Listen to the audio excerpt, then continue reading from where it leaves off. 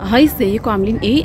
النهارده هصور لكم فيديو عن مكان من اشهر الاماكن في بورسعيد للناس اللي حابه تنورنا في بورسعيد. المكان ده هيعجبكم قوي، هو ديليسيبس. المكان ده حلو قوي سواء الصبح او بالليل، لان الصبح بتقدروا تشوفوا بوضوح البحر اللي ورانا ده، بيبقى المنظر حلو جدا، وبالليل بيبقى فيه انوار وحاجات حلوه تقدروا تقعدوا في هدوء، بيبقى المنظر رومانتك قوي وحلو. ممكن تجيبوا ايس كريم، عصير، وتقعدوا تستمتعوا هنا. ديليسيبس ما كانش زمان كده خالص، اتجدد وبقى شكله احلى بكتير. زي ما قلت لكم ورانا هنا البحر تقدروا تشوفوه بوضوح الصبح، وبالليل بقى فيه الانوار اللي اتحطت فيه بتخلي شكله حلو جدا. وقدامنا فندق بتاع ريستا برضو شكله حلو، وفي قدام ديليسيبس اصلا الساحه مجهزه للناس اللي عايزه تمشي بالسكيت او السكوتر، حلوه جدا وهوريها لكم دلوقتي برضو.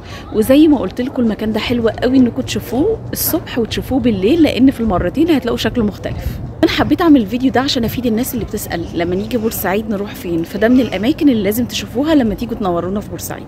دلوقتي تعالوا نشوف نظره سريعه كده على ديليسيبس، ونروح نشوف الساحه مع بعض. يا ريت تقولوا لي في الكومنتس لو المكان عجبكم، ولو جيتوا قبل كده عرفوني. يلا بينا.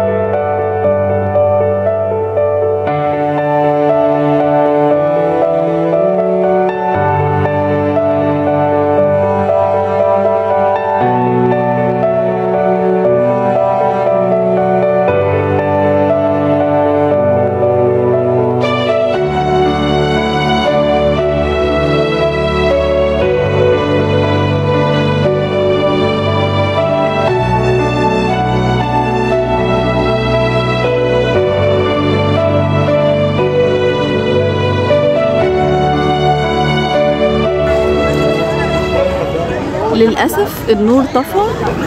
لما النور بيبقى منور بيبقى الفيو تحفه، بس للاسف هم طفوا النور، بس قلت برضو اوريها لكم.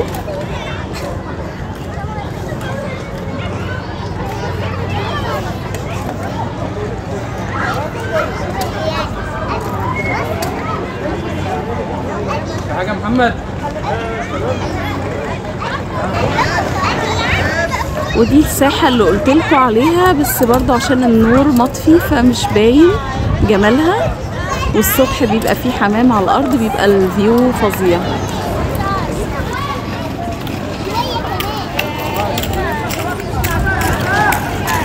وهنا بقى في كراسي زي ما انتم شايفين، ممكن الناس تيجي تقعد.